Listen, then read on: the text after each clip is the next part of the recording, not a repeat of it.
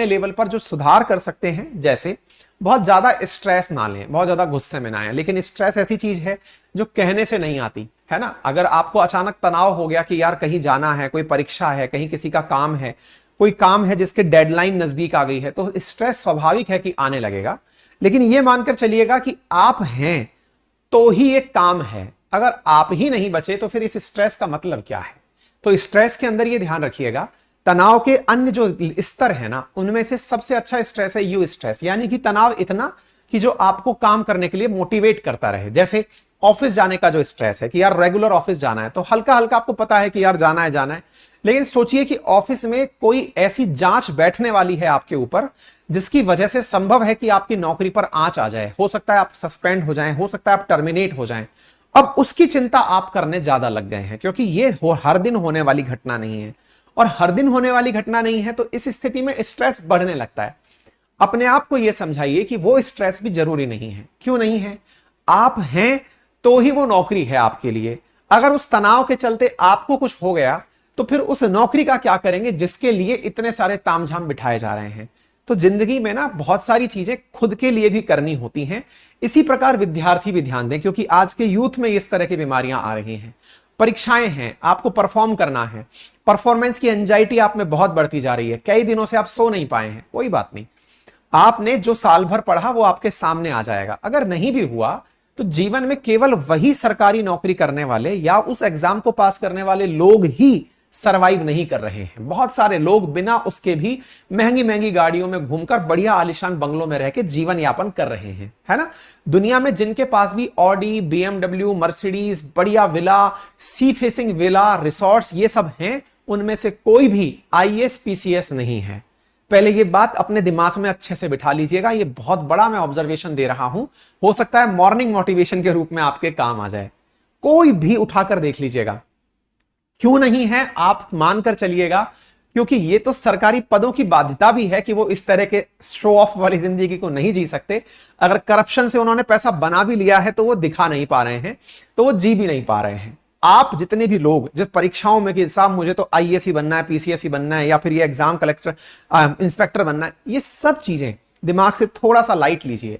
ये विचार करिए कि जितने भी लोग आपको दिख रहे हैं, मैंने अगेन ये बात रिपीट कर सकता हूं आपके लिए, फिर से समझ लीजिए, आपके मेन हाईवे पे, मेन रोड पर जिनके बंगलौज देख के आपका मन करता है ना कि 50 नौकर खड़े हैं, इतनी बढ़िया गाड़ी है, ये सब खड़े हैं, ये कोई भी लोग आईएएस पीसीएस नहीं है ना। इन सब ने अपने अपनी मेहनत से अपने बिजनेस को बनाया है, लग के दृढ़ लगन के साथ कोई कार्य किया है ना। कोई प्रॉपर्टी में किया है, कोई मैन्युफैक्चरिंग में किया है, कोई किसी ना किसी काम में किया है। अजी मैं कह रहा हूं कि अगर आप दिल लगा करके कोई गोलगप्पे की थड़ी भी लगा रहा है ना, हर शहर के अंदर एक पताशी वाला भी इतना फेमस होता है कि वो भी कार मेंटेन करता है, ठीक है ना। तो मेरा कहने का मतलब ये कि अपने आप को तनाव में डालने से बेहतर है कि चीजों को मैनेज करना सीखें, ठीक है। बाकी हेल्दी लाइफस्टाइल के लिए स्मोकिंग से, ड्रिंकिंग से इनसे बचें और सकारात्मक बातचीत करते रहें। आप में से बहुत सारे मित्र हमारे ऐसे हैं जिन्होंने अपने जीवन यापन में तनाव की ही बातों को करना और तनाव में ही रहना। एक चीज अपने अंदर और व्यवहार से बिठाइएगा, ये मंडे मोटिवेशन नहीं है, मोटिवेशन दे रहा हूं मैं आप लोगों को। किस बात का दे रहा हूं कि आप में से जितने भी साथी हैं ना, आपको अगर ये लगता है कि तनाव किससे बढ़ता है और किससे घटता है, तो जैसे किसी ने कभी आपसे कहा होगा कि चिंता साझा करने से कम होती है, सही कहा था, लेकिन वो दूसरी लाइन कहना भूल गया कि चिंता की ही बातें करते रहना चिंता में ही रखता है। दोबारा सुन लीजिए, अगर आप तनाव में हैं, आपको कोई स्ट्रेस है, कोई परेशानी हुई है, आपने किसी के साथ कुछ गलत कर दिया, कुछ आपसे पाप हो गया, कोई गुनाह हो गया जिसके कारण आप गिल्ट में रह रहे हैं, अगर गिल्ट में हैं तो किसी जिसको आप मानते हैं कि इसको ये बात कहना मेरे लिए ठीक रहेगा, उससे आप जाकर अपनी बात को साझा कर दीजिए, है ना। नंबर 1 बात, लेकिन उसी के साथ जीवन जीते रहना आपको हमेशा तनाव में रखेगा।